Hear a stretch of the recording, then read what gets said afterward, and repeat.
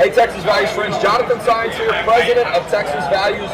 We're on the floor of the exhibit hall in CPAC in Big D, Dallas, Texas, one of the largest events to hit Texas this summer, to talk about activism, to talk about the values that we care about in Texas, and the current issues. And I've got two great guests today. I'm so excited about it. You know, you've heard us talk a lot about the Save Women's Sports issue, right? The injustices that are going on, where you have men and boys competing in women's sports, not only competing, but taking away opportunities. And a lot of time people say, well, I haven't heard anyone, I've not met anyone. And so we've got two people here today to bring it home for you and make it real. And continue to look at the work we're doing, because we've got some unfinished business at our state legislature. We need to protect college sports in the state of Texas. And so I've got Riley Gaines with me, who is a incredible swimmer. She actually has competed against Leah Thomas. You know, this is Will Thomas, who competed as a male and then competed as a woman at the national level, the collegiate level. He's from Texas. And then we've got Taylor Silverman, who is an accomplished skateboard champion and competitive skateboarder as well. You probably hadn't heard a lot about that issue or that sport, but we're going to talk a little bit about it today because it matters. And they're here with a great, wonderful organization that's getting good information out about the injustices on this issue and others for women. And so, Riley, I'm going to start with you. There's been a lot of attention about the swimming issue, and you and I were talking before we started that maybe we would not expect it, that would be the sport, but it certainly is. And all this year, particularly what happened with Leah Thomas and the championships that he won, taking spots away from women on that podium. And really, we heard a lot about it because he had a connection to Texas. You competed against him. I mean, first of all, tell us a little bit about your swimming background and then what it was like to be in the middle of all this. Yeah. So I had been swimming since I was 5 years old. So by the time I was 8, you're swimming 2 hours a day. You're in second grade, swimming 2 hours a day, 5-6 days a week. By the time you get to college, I just recently graduated from the University of Kentucky. But by the time you get to college, you're swimming 5.5 hours every single day, and 2.5 of those hours are before 8 a.m. So it's a huge commitment. Lots of sacrifices made. You know, we're stuck at school, stuck at college all summer, all Christmas. You don't get breaks. And so that's just kind of to preface that it has been a lifelong commitment and with lots of sacrifices. But like you said, Thomas and I raced this past March at our NCAA championships that were at Georgia Tech. And Thomas and I actually tied in the 200-yard freestyle. So we tied. We go behind the awards podium where they distribute the awards, and the NCAA official looks at me and says, "Great swim. We don't account for ties, so we only have one trophy. We're going to give it to Thomas. Unbelievable. Yours will come in the mail. Good job." And so I'm kind of taken aback, and so I questioned it. Did they give a reason why? I mean, I can understand logistically we only had one trophy. Right. Why give it to him? And that was exactly my point. I understand, you know, tying in swimming is pretty rare, and so I asked, you know, why? Like, why are you adamant on Thomas holding the trophy? And so he looked at me and said, "Oh, well, we're just doing this in chronological order," because clearly he wasn't prepared to answer that question. And so when he said that is when I realized what was happening, and so I asked him, "What are we being chronological about, because we tied?" And he said, "Thomas needs to hold it for photo purposes. Yours will come in the mail." And so it was at that moment that I realized, you know, not only are we being forced to compete against men, we're being sidelined to men. It's taking back Title IX. No, it's. I mean, it's, and I can imagine. I'm not, you know, that's humiliating in some ways, right? I mean, here, and I can imagine you're exhausted. You finish the swim. And you know, in the unfairness of having to share an award with a male swimmer, right. We're talking about the women's division. I want to back up for a second too, because I know this wasn't the first swim that he competed in. There was already starting to be a little bit of buildup of an attention. What has the environment been like when women know that my chances maybe not good, or maybe I don't even have a shot because they've seen what he's done in other races? Yeah, it's a bit of a feeling like you're swimming with your hands tied behind your back, because that's essentially what it is. You're going into a race feeling defeated. But I would say initially there was a lot of people didn't know what to say or who to say it to.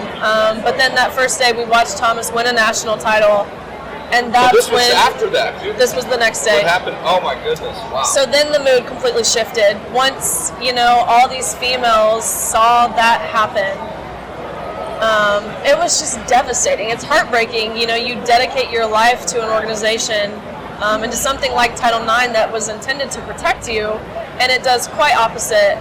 Well, it shows what it's prioritizing. As a hero too. Right, There was and like so this special on ESPN. I remember our friend Beth Stelzer was there with her big Save Women Sports sign. I mean, really try to deliberately get into some of the camera angles because someone had to say something, right? And that's the thing is I kept waiting for that. I kept thinking, you know, someone in a powerful position, you know, with some way will say something and change this, but it wasn't happening. And so finally, me being 22 and not equipped in any way to be, you know, speaking about this other than the fact that I do have personal experience, I was thrust in this position. And I think obviously it's an opportunity that I want to run with because it's something that is crazy, you know, seeing these girls who placed 9th and 17th and missed out on being named an All-American, which is such a huge honor.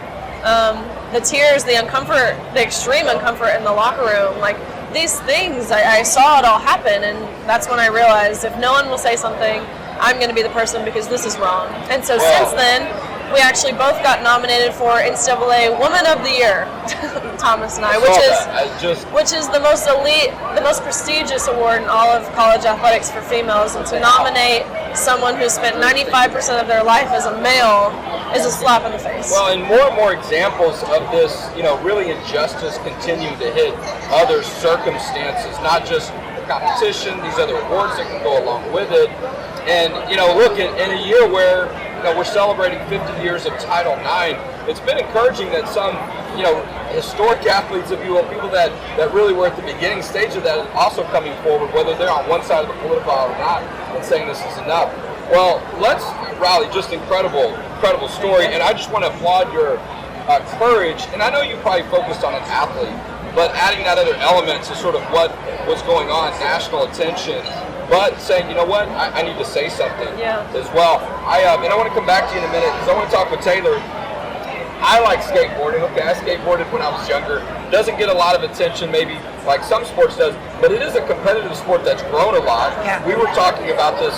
The X Games is a competition that you'll see, including skateboarding, that comes to Austin, Texas, or Texas Alive, and it's gotten a lot more attention over the years. You've been in competitive skateboarding, and you've come forward and said you have concerns about how this issue is impacting your sport. Yeah, it had happened to me a few times, and then finally last winter I reached a breaking point and felt like I needed to speak up after competing in a Red Bull contest where I placed second, and my paycheck was cut pretty significantly because of it. So you lost money. Yeah, because a lot of these contests, women's division. Yeah, we're competing for money, and you get paid based on how you perform. So where did the competition take place? This one was in Lincoln, Nebraska. The very first time I competed against a male was back in 2018 in a qualifier in the state of California, and I actually placed above the male, but neither of us placed on podium. It was like a qualifier. So let's go back for a second. And then in 2020 in Chicago, it happened. I placed second as well. Let's go back for a second like we did with Riley. Talk to us a little bit about when you started skateboarding and some of the preparation and when it became competitive. So I actually started skateboarding a little bit later than most. I was 16, and the reason I got into skating was because I had played sports my whole life, and I played sports in school. But once I entered high school, I made the decision with my family that I would be switched to homeschool. And at that time, you couldn't participate in school sports if you were not in the school. So, and I think hopefully that will change one day. But I ended up choosing something that I saw as independent and that I could do anywhere and on my own time.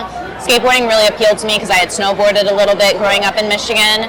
I fell in love with it, and when I first started, I never thought of it as something that would become a way that I could make money or have jobs with or get very good at. It was just something I did for fun, and I started entering some local contests, most of which were all men's. We didn't really have women's divisions in a lot of areas. No, you're right. It is a sport that, you know, over the years, I think people think about more men that are competitive, but it's like male dominated. As they become more interesting, they become more popular. Yeah. You know? there are girls that like to do it as well. Yeah, so as I was doing these local contests and doing pretty well in them, I decided it was time to start going to other events where I could meet other women who were interested in the same thing as me and were passionate about it. And I really enjoyed doing those events. It was good for my social life. Sometimes you make a little bit of money, and it was really empowering to get to still participate in a sport. And when I started seeing this creep into skateboarding, at first I thought, well, this is going to be a funny story I tell one day about, how they tried this and it didn't work, and then everybody hated it and we stopped. But it's gotten worse and worse, and there's a lot of young kids involved in skateboarding who have truly been indoctrinated into believing this gender ideology stuff and that there's no difference between the sexes, and that I get attacked even by other skateboarders for this. But there's a lot of people who recognize that too, yeah, both. And there's so many parents and skaters at this point who message me privately, desperate to do something, to speak out, but absolutely terrified of the backlash that they could receive. Well, and it seems like it's swift and aggressive, right? It is. As soon as somebody says something, they almost like want to, descend on everybody right away to shut them up. Yep, and that's exactly what happened when I spoke up, because my first attempt at speaking about it was actually a private email to Red Bull. And it was like an email I'd corresponded with many times before, so it was completely ignored, and I thought, I wrote a professional, kind email explaining my concerns and how this impacted, us being paid, and that I just wanted to schedule a time to talk. And they didn't get back to me at all. So I sat with that, thinking about what to do, and I finally realized, after seeing Riley speak out and hearing stories about the Connecticut track runners and seeing Fallon Fox beating women in boxing, and I just felt like, having been in second place and having had money involved, maybe people would listen to what I had to say. I was shocked at how many people cared. My story went viral in an hour of being posted on Instagram, and though I received a lot of hate, the support has outweighed it greatly. I was going to say, the flip side of sometimes when that criticism is swift, then when you're able to sort of push through that and get your message out and exercise that freedom, you find out, and you're able to reach other people that can feel inspired by that and say, you know what, we support you as well. I want to circle back with Riley. We were talking about this, that you took your voice to the Kentucky legislature recently.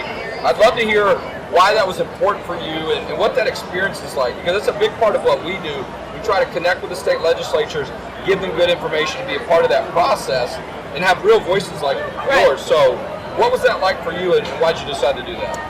So they actually reached out to me and asked if I was willing, and I said, of course. And this was a law to protect in high school and in college sports that you didn't have biological boys and men in middle school and high school. Okay, gotcha. So our governor, Andy Bashir, he vetoed the Fairness in Women's Sports Act, but then Senate was able to overturn the veto, which passed the bill, which is a great thing. And I think a lot of people look at it like, oh, you're excluding people from sports. By no means is that what needs to be done, because I think sports is a developmental piece for everyone, but I don't see what's wrong with competing in the sport with your sex that you have at birth.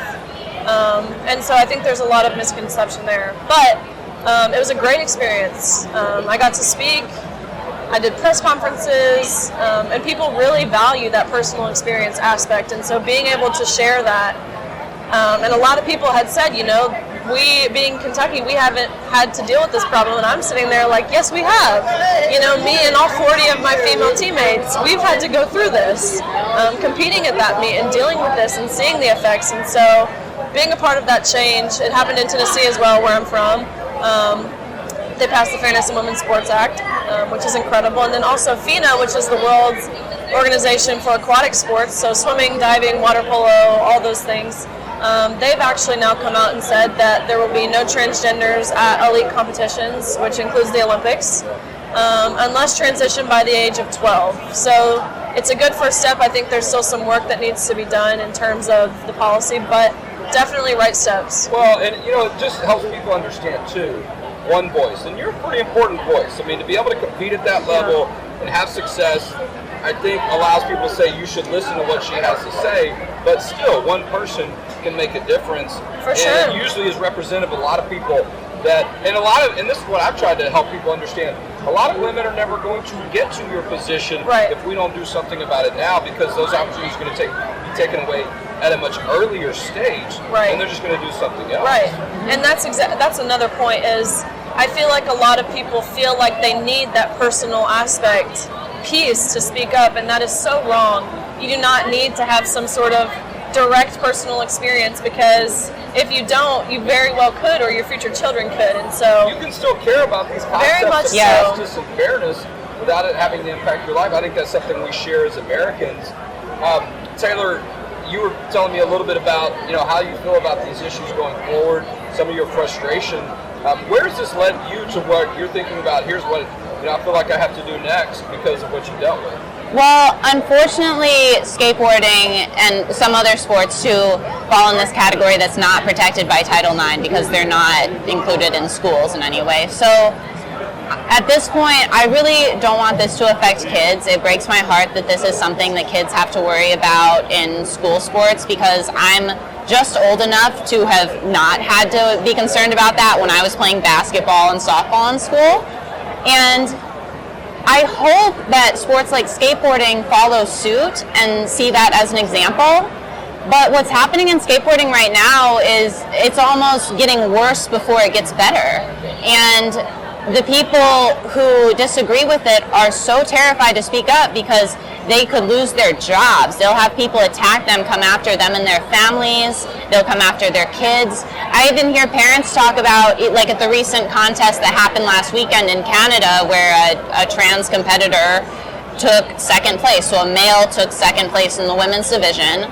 Parents were speaking up as this was happening, and the people at the contest were telling them to watch their mouths and to not make a scene about it. And it puts these parents in terrible positions where they don't want to risk their kid's career, they don't want to risk their own livelihood, and their kids are just put in a position to suffer. And it breaks my heart because it's really inspiring seeing the changes that have been made in swimming, and I think that your voice has been a big part of that.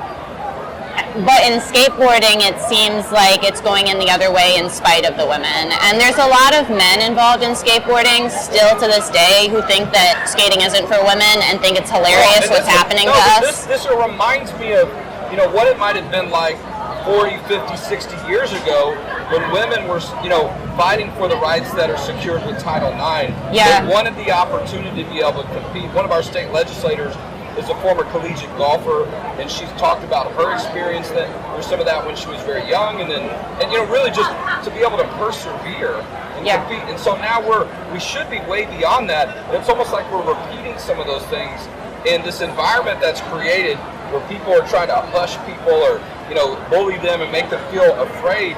We're saying, hey, I thought we agreed a long time ago that this wasn't right.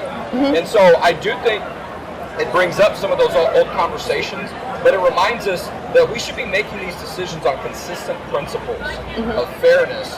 And we're only going to have more examples, unfortunately. If we don't see more policies that put an end to this and demonstrate some lines to be drawn of fairness, we're going to see more of the Will Thomases or the Leah Thomas, whatever name people are referring to. Because this is sort of the beginning, and we're already seeing these troubling outcomes.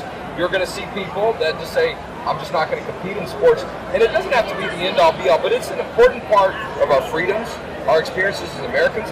For many people, it can be the one key thing that allows them access to higher education. Yes. To your point, a livelihood.